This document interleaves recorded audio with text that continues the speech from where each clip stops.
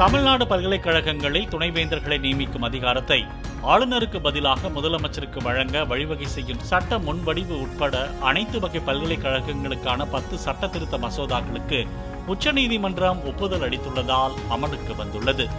தமிழ்நாட்டில் உள்ள பல்கலைக்கழகங்களுக்கு ஆளுநருக்கு பதிலாக தமிழ்நாடு அரசு பரிந்துரையின்படி முதல்வரோ அல்லது வேறு ஒருவரையோ வேந்தராக நியமிக்கும் மசோதாவுக்கு உச்சநீதிமன்றம் ஒப்புதல் அளித்து சட்டமாக்கியுள்ளது. தமிழ்நாடு டாக்டர் எம்ஜிஆர் மருத்துவ பல்கலைக்கழகம், தமிழ்நாடு கால்நடை மருத்துவ அறிவியல் பல்கலைக்கழகம், தமிழ்நாடு வேளாண் பல்கலைக்கழகங்களில் துணைவேந்தர் நியமனம், நிர்வாக அமைப்பில் மாற்றம் செய்வதில் முதலமைச்சர் அதிகாரம் வழங்க வழிவகுக்கும் சட்டத்திருத்த மசோதாக்களுக்கு உச்சநீதிமன்றம் ஒப்புதல் அளித்துள்ளது. தமிழ்நாட்டில் புதிதாக சித்த மருத்துவ பல்கலைக்கழகம் அமைப்பதற்கான சட்டத்திருத்த மசோதாவும் செயல்பாட்டுக்கு வந்துள்ளது. சார், இப்போ யூனிவர்சிட்டிஸ்க்கு இதுக்கு முன்னாடி ஒரு வேந்தரா கவர்னர் இருக்கிறார். இப்போ இந்த தீர்ப்பின் மூலமா தமிழ்நாடு அரசு நேரடியாக வேந்தர்கள் நியமிக்குமா அல்லது முதலமைச்சரே வேந்தரா இருப்பார்? இந்த 10 பில்ஸ்ல கவர்னர் சான்சலரா இருக்கிற அந்த யூனிவர்சிட்டியில அவரை ரிமூவ் பண்றதுக்காக தான் இது ஏற்றப்பட்டது. இந்த பில்ஸ் இனிய தீர்ப்பின் பிரகாரம் governor deemed to have granted assent அப்படின்னு சொல்லி உச்சநீதிமன்றமே ஒரு தீர்ப்பு கொடுத்ததால் இன்றிலிருந்து அவர் அந்த பதவியிலிருந்து விடுவிக்கப்பட்டுள்ளார். நீங்க அந்த பில்ஸ்ல யாரை குறிப்பிட்டிருக்காங்களோ தமிழ்நாடு அரசு நாமினேட் பண்றாங்களோ அவங்க தான் இந்த சான்சலரா இருப்பாங்க. இன்னைய தேதியில இன்னைக்கு அது அட்டார்னி ஜெனரல் நீதிமன்றத்தில் சொன்னாரு. ஆனா தீர்ப்பு பகரப்பட்டுள்ளது. இதுமேல் நடவடிக்கை அவங்க என்ன போட்டாலும் பெட்டிஷன் போட்டாலும் அதை எதிர்த்து நாங்க வாதாடுவோம்.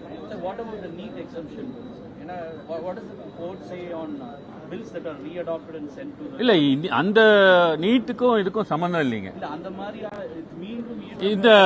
இந்த வழக்குல ஒரு கவர்னர் சட்டத்திற்கு எதிராக இல்ல ஒரு அமைச்சரையுடைய அட்வைஸ்க்கு எதிராக அவர் ஒப்புதல் நிறுத்தி வைத்தால் அவருக்கு 3 வழிதான் உள்ளது. அதை நிறுத்தி வைத்து அவர் மறுபடியும் அதை சட்டமன்றத்துக்கு தான் அனுப்ப வேண்டும். ஒன்று அவர் பில்லை பாஸ் பண்ணலாம், இல்ல அந்த பில்லை ஜனாதிபதிக்கு அனுப்பி வைக்கலாம். மூன்றாவது அவர் வித்தல்டும் போது அது ஆட்டோமேட்டிக்கா சட்டசபைக்கு வந்துவிடும். சட்டசபை 2வது தடவையாக அதை ஏற்றி அனுப்பும் போது கவர்னருக்கு எந்தவித ஆப்ஷனும் கிடையாது.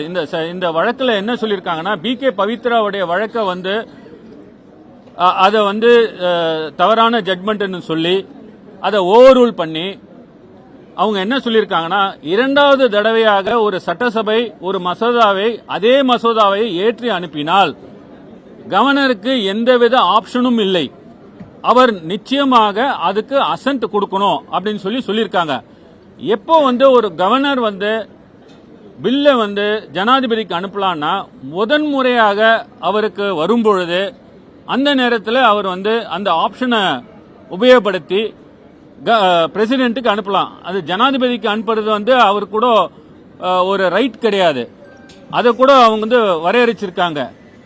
இந்த ஒரு சூழ்நிலையில நீங்க கவர்னருக்கு ஜனாதிபதிக்கு அனுப்பலாம்னு சொல்லியிருக்காங்க. எந்த சூழ்நிலையிலனா ஜனாதிபதி ஒப்புதல் கொடுக்கக்கூடிய மசோதாக்கள், அது போன்ற மசோதாக்கள் ஃபண்டமெண்டல் ரைட்ஸ் எஃபெக்ட் ஆகிற ஒரு மசோதாக்கள், அந்த மாதிரி தான் நீங்க ஜனாதிபதிக்கு அனுப்பும் 2வது தடையா நீங்க வரும்போதோ இல்ல முதல் தடையா வரும்போதோ நீங்க அனுப்பலாம் அப்படின்ற மாதிரி இந்த ஜட்மெண்ட்ல கிளியரா சொல்லியிருக்காங்க.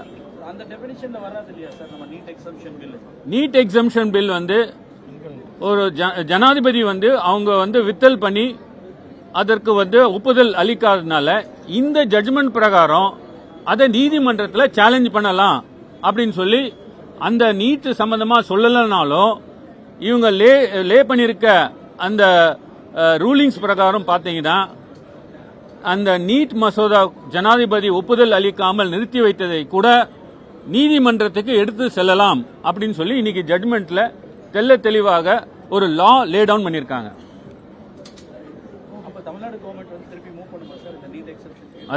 அது முதலமைச்சர் தான் முடிவு. வழக்கு தொடர்ந்து இருக்கீங்க இல்லையா? அது மாண்புமிகு தமிழக முதலமைச்சர் அவர்கள் அவருடைய அட்வைஸ் பிரகாரம் அது நேத்திக்கே நாங்கள் தாக்கல் செய்து விட்டோம். அதை மென்ஷன் பண்ணியிருக்காங்க. அதை வர்ற திங்கட்கிழமை அன்னைக்கு விசாரணைக்கு வர வாய்ப்புகள் உள்ளது. என்னைக்கு வரும்னு தெரியல. உச்சநீதிமன்றம் தேதி என்ன சொல்றாங்களோ அதுக்கு பிரகாரம் வரும் அந்த வழக்கு. நன்றி, வணக்கம்.